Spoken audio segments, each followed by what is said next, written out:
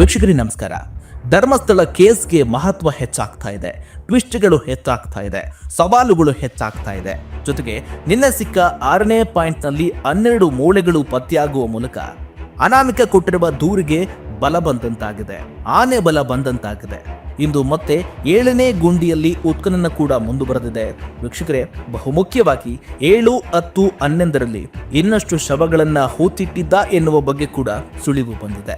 ಈಗ 7ನೇ ಪಾಯಿಂಟ್ ಅನ್ನ ಕೂಡ ಅಗಿಯೋದಕ್ಕೆ ಮುಂದಾಗಿದ್ದಾರೆ. ಇವತ್ತು ಇನ್ನಷ್ಟು ಪಳೆಯುಳಿಕೆ ಸಿಗುತ್ತೆ ಅಂತ ಕೂಡ ಕುತೂಹಲ ಕೂಡ ಹೆಚ್ಚಾಗಿದೆ. ವೀಕ್ಷಕರೇ, ಈಗಾಗಲೇ ಪಾಯಿಂಟ್ ನಂಬರ್ 1ರಲ್ಲಿ ಸಿಕ್ಕ ID ಕಾರ್ಡ್ ಯಾರದು ಅಂತ ಇದೀಗ ಪ್ರಾಥಮಿಕ ಪರಿಶೀಲನೆಯ ನಂತರ ಪಾನ್ ಕಾರ್ಡ್ ಹೊಂದಿರುವ ವ್ಯಕ್ತಿ 2025ರ ಮಾರ್ಚ್ ತಿಂಗಳಲ್ಲಿ ಜಾಂಡೀಸ್ ಕಾಯಿಲೆಯಿಂದ ಮೃತಪಟ್ಟಿರುವುದಾಗಿ ಬಹಿರಂಗವಾಗಿದೆ. ಮೃತ ವ್ಯಕ್ತಿಯ ಹೆಸರು ಹಾಗೂ ಮೃತ್ಯದ ವಿವರಗಳು ಪಾನ್ ಕಾರ್ಡ್ನ ಮೂಲಕ ದೃಢಪಡಿಸಿ SIT ಅಧಿಕೃತ ದಾಖಲೆಗಳ ಜೊತೆಗೆ ಹೋಲಿಕೆ ಮಾಡಿಕೊಂಡಿದ್ದಾರೆ.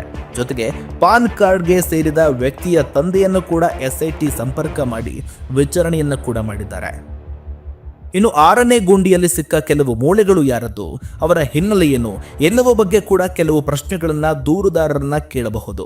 ಜೊತೆಗೆ ಮೂಳೆಗಳನ್ನ ಆಧರಿಸಿ ಸತ್ತವರ ವಯಸ್ಸು ಎಷ್ಟಿರಬಹುದು ಅಂತ ಕೂಡ ಪತ್ತೆಗೆ ಮುಂದಾಗಿದ್ದಾರೆ. ಜೊತೆಗೆ ಧರ್ಮಸ್ಥಳ ಗ್ರಾಮ ಪಂಚಾಯಿತಿ ವ್ಯಾಪ್ತಿಯಲ್ಲಿ ಎಷ್ಟು ಅನಾಮಿಕ ಸಾವಾಗಿದೆ ಅದರ ಬಗ್ಗೆ ವರದಿ ಕೊಡಿ ಅಂತ ಕೂಡ ವರದಿಯನ್ನ ಗ್ರಾಮ ಪಂಚಾಯಿತಿಯನ್ನ ಕೇಳಿದ್ದಾರೆ SIT ಅವರು.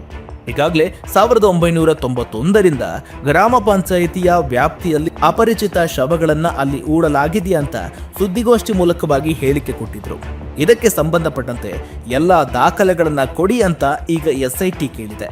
ಗ್ರಾಮ ಪಂಚಾಯಿತಿ ಕೊಡಬೇಕಾಗುತ್ತೆ. ಈಗ ಸ್ಪಾಟ್ ನಂಬರ್ 6ರಲ್ಲಿ ಸಿಕ್ಕ ಮೂಳೆಗಳ ಬಗ್ಗೆ ಕೂಡ ಇನ್ನಷ್ಟು ತನಿಖೆ ಕೂಡ ಮುಂದುವರೆದಿದೆ. ಇದೀಗ ಪಾಯಿಂಟ್ ನಂಬರ್ 6ರಲ್ಲೇ ಮತ್ತೆ ಅಗಿಯುವ ಕಾರ್ಯ ಕೂಡ ಆರಂಭವಾಗಿದೆ.